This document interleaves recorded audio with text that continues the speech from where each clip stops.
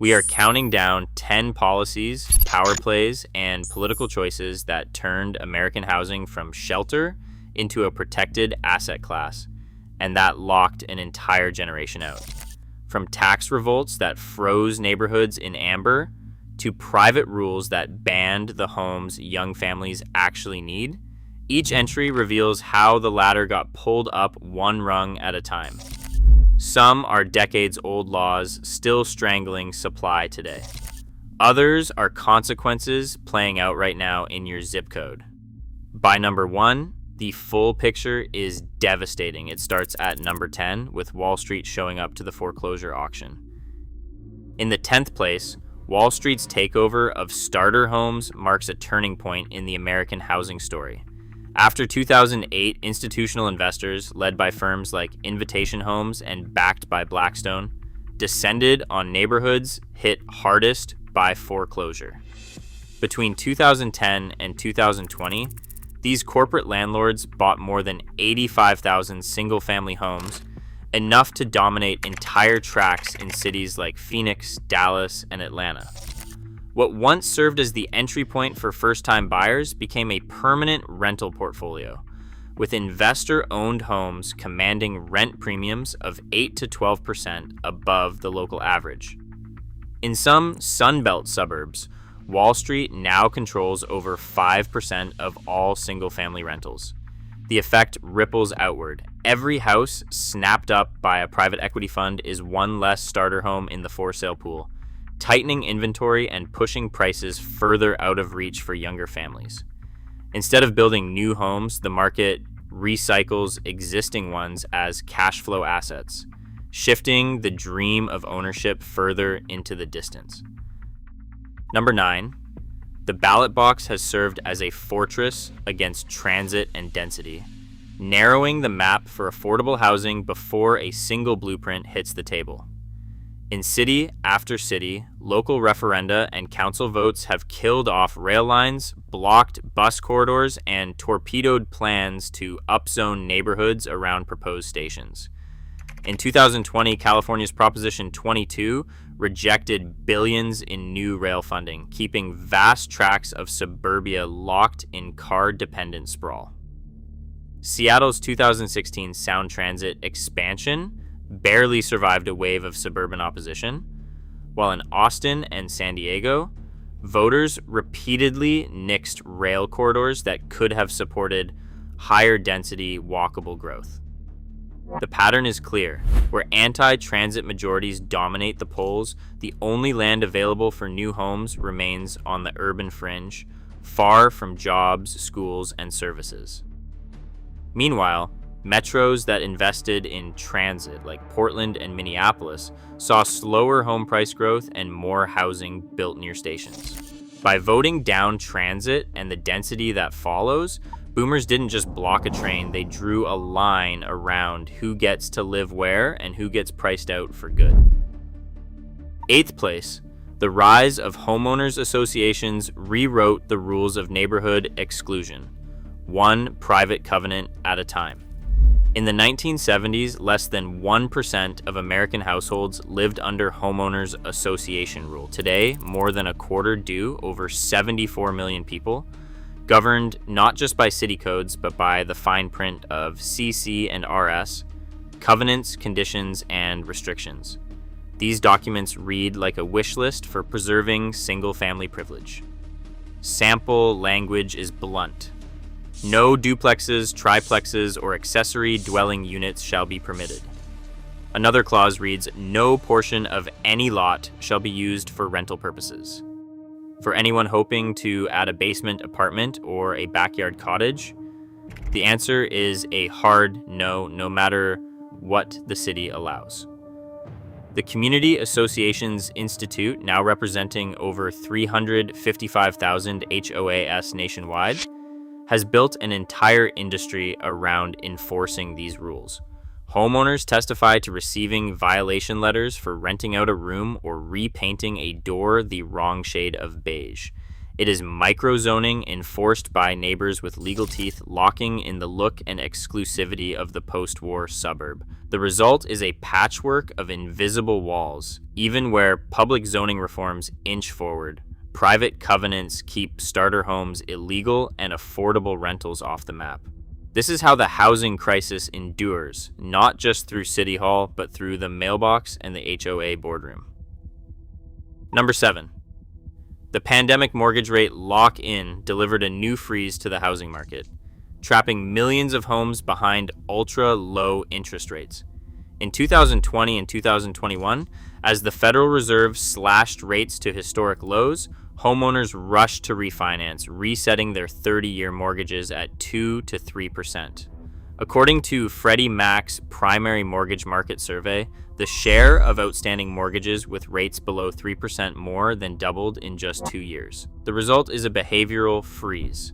For these households, the math is punishing. Trading a $1,800 monthly payment at 2.7% for the same house at a 7% rate would mean paying over $1,200 more every month. Federal Reserve studies find that owners with mortgages under 3% are 60% less likely to list their homes for sale than those with higher rates. The usual churn, downsizing, moving for work, making room for new families has all but stalled. Listings have collapsed with active for sale inventory stuck near record lows even as demand remains high.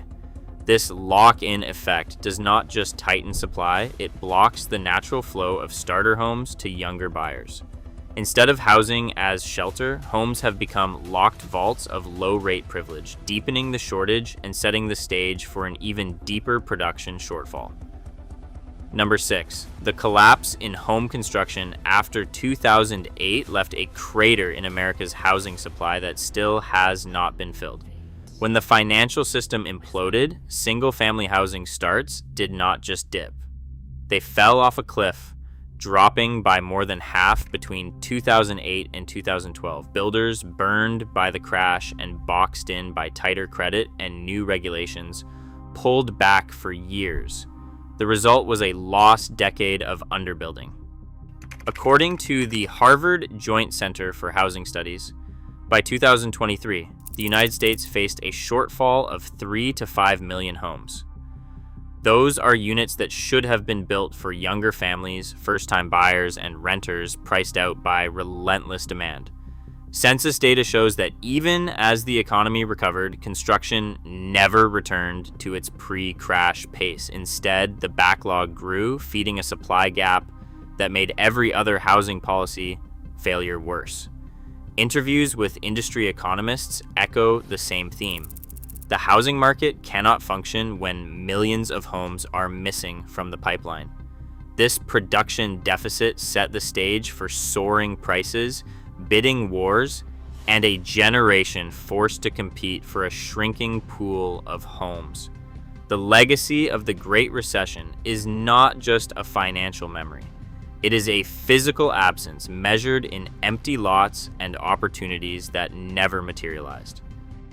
Number 5, the mortgage interest deduction transformed the American tax code into a powerful engine for home price inflation. Each year, the federal government spends between $30 billion and $40 billion on this single subsidy, money that does not build a single new home, but instead lets existing and prospective homeowners bid up the price of what is already there. According to the Joint Committee on Taxation, more than 60% of the deduction's benefits flow to households in the top income quintile, with the largest checks going to those who already own the most expensive homes. IRS data and Harvard's Joint Center for Housing Studies confirm the pattern. Higher earners use the deduction to stretch their purchasing power, while renters and lower income families get nothing. The result is a demand-side money pump. Instead of expanding supply or easing entry, the policy rewards those who can already afford to buy, amplifying competition for a shrinking pool of homes. Academic studies estimate that the deduction alone adds thousands of dollars to the price of a typical house, especially in markets where supply is tightest. In a system where affordability is already under siege, the mortgage interest deduction does not level the playing field. It tilts it, driving prices ever higher and locking out the very buyers it claims to help. Number 4. The American home stopped being just a place to live and became the nation's default retirement plan. For more than half of baby boomers, surveys show, home equity now ranks as their top source of retirement wealth, outpacing pensions, 401k accounts, or Social Security. This shift did not just change family budgets, it rewired the politics of housing itself. When your nest egg depends on ever-rising home values, even a modest price dip feels like a personal crisis. In a 2023 Boston Fed survey, over 60% of homeowners aged 55 and older said they would delay selling if prices fell. And nearly half admitted they would oppose any policy that risked lowering neighborhood values. For one retired teacher in Phoenix, her house is not just shelter, it is the safety net that keeps her from outliving her savings. She says that if prices drop, she cannot afford to move or help her kids.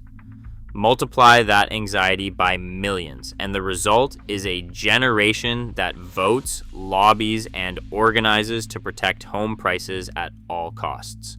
The fallout is visible in the numbers. Mobility among owners 55 and older has dropped by nearly 30% since the 1990s, according to Federal Reserve data. The market for starter homes shrinks as older owners stay put, and any proposal to boost supply, be it zoning reform or new construction, hits a wall of resistance. Housing is not just a roof, it is a fortress for accumulated wealth, and the price of entry keeps climbing for everyone else. Coming to the top 3, California's Proposition 13 stands as the engine that locked in property wealth and starved local budgets, reshaping the housing landscape for generations. Passed in 1978, Proposition 13 capped property taxes at just 1% of the original purchase price and froze assessed value increases at a maximum of 2% per year, unless the property changed hands. The immediate fiscal shock was severe. Local governments lost an estimated $7 billion in revenue in the first year alone, as documented by the Legislative Analyst's Office. Municipalities scrambled to fill the gap, pivoting towards sales taxes and development fees and prioritizing commercial projects over new housing. But the deeper effect was a new kind of stasis. By locking in low tax bills for long-term owners, Proposition 13 made selling a home financially irrational. Academic models from the National Bureau of Economic Research show that household mobility dropped by 3.3%, while home prices jumped by 15%, as buyers factored in the permanent tax discount. The result is a self-reinforcing cycle. Older owners stay put to preserve their tax advantage. Fewer homes come up for sale, and local governments become more hostile to new housing that threatens to dilute the tax base or raise service costs. Similar caps in Massachusetts and elsewhere produce the same pattern. Municipalities turn to procedural barriers and exclusionary zoning to protect their shrinking budgets. Proposition 13 didn't just freeze taxes, it froze the market, institutionalizing price protection and setting the stage for decades of resistance to new housing supply.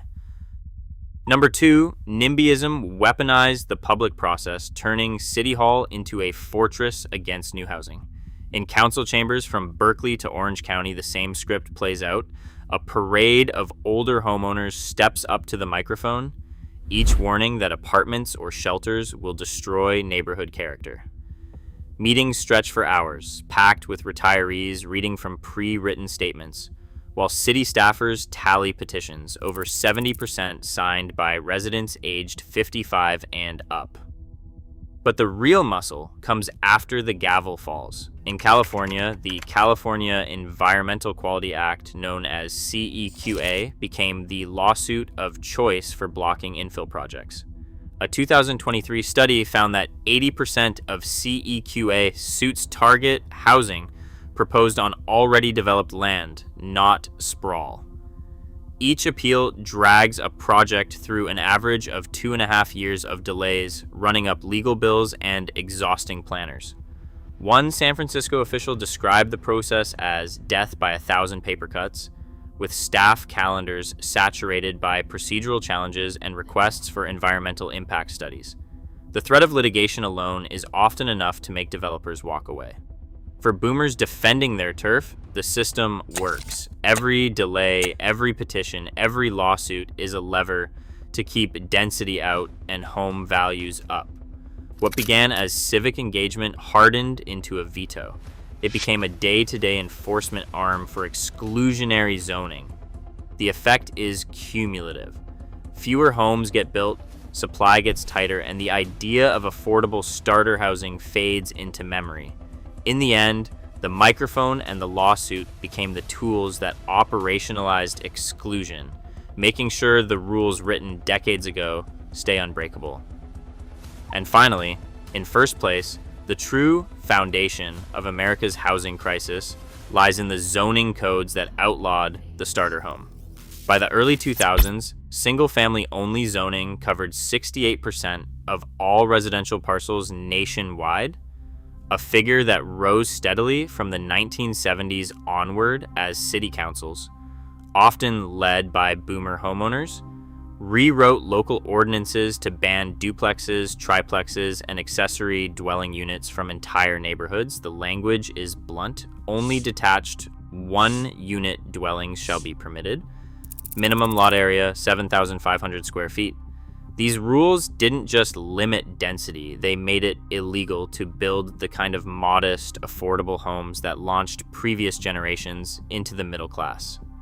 In Los Angeles, San Francisco, and the Bay Area, more than 70% of parcels are locked behind R1 zoning, while in cities like Austin and Phoenix, minimum lot sizes ballooned to 10,000 square feet or more, pricing out all but the wealthiest buyers. The data is equally stark. The Wharton Residential Land Use Regulatory Index shows that zoning restrictiveness jumped 15% between 2006 and 2018, and scholars estimate that nearly 1.4 million starter homes were never built because of these legal barriers. On the ground, the effect is visible in the map: vast stretches of suburbia where the only permissible construction is a 4-bedroom house on a quarter-acre lot. Attempts to reverse this legacy have been slow and hard-fought. Oregon's House Bill 2001 and California's Senate Bill 9, both passed in the last 5 years, finally cracked open the door by allowing duplexes and lot splits on parcels long reserved for single-family use. But decades of lost capacity can't be rebuilt overnight. The cumulative impact is clear. By pulling up the ladder with restrictive zoning, boomers didn't just preserve their own property values, they locked out the next generation, turning the American starter home into an endangered species and making affordability the exception, not the rule. Across all 10 decisions, one pattern stands out. Housing became less about shelter and more about locking in wealth for those who got there first. When affordability threatened property values, politics turned exclusionary, pulling up the ladder with zoning and weaponizing neighborhood character. The result: homeownership is now a gated privilege, not a social contract. For today's buyers, the market is not broken. It was rigged by design.